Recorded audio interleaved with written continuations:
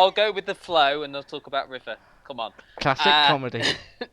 So this was another depressed detective this time. This was a bit like Marley's Ghosts for me. Oh, please, come on. I was waiting for Joe Joyner to pop up. No, only in terms of the fact that he just saw everyone that had died all the time. Do you know what? No one in the world will make that comparison. I love that you did. No one in the world's watched Marley's Ghost. Well, yeah, that's right, yeah. And the writer, probably. It stars Stellan Skarsgård as John River, which in itself sounds like a parody name, like Cloth. Yeah. I don't know whether they started with the show and worked their way back to a character. I reckon so. Who is a damaged detective with a past. Who actually sees the ghosts of not only his former police partner played by Nicola Walker, but also victims, people whose cases he's working on. Eddie Marzen, who recites poetry to him for some reason. I did. If you picked up, he was the Lambeth poisoner from the book. Okay. Yeah. If you had to guess, Gary sent me another message today about River. He loves it. Want to guess? He loves it. I didn't say love. I said I really like it.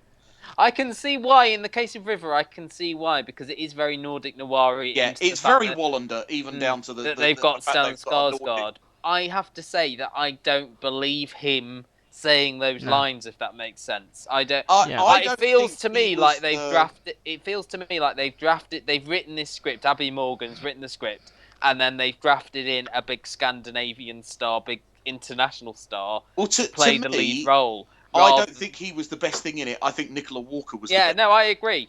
Stellan Skarsgård, Nicola Walker. I didn't believe that they had this relationship that River is meant to have with Stevie, who's the Nicola Walker character, because that is the central relationship. Even though she's a ghost. Do you think that they had that relationship when she was alive, or do you think it's just because she's dead that they do? I think they've had to have had at least a sort of friendship for him to. Yeah. So I mean, this is all his guilt, and that's why he's seeing these ghosts. But you've got to have believed that they had this banter between them, because that's how it starts, isn't it? With all the banter.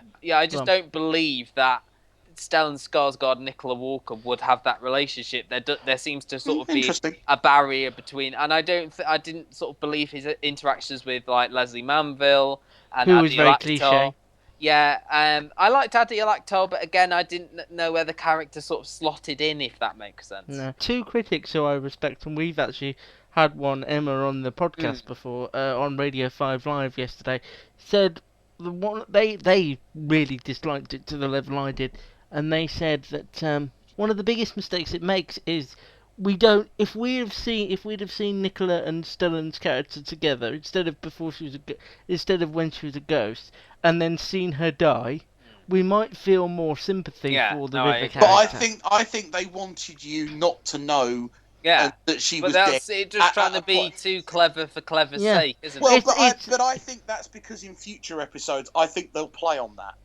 You know, but they do it several times. They do it several times in the episode, don't they? They did it with the girl. Yeah, that's right. Who they're investigating as well.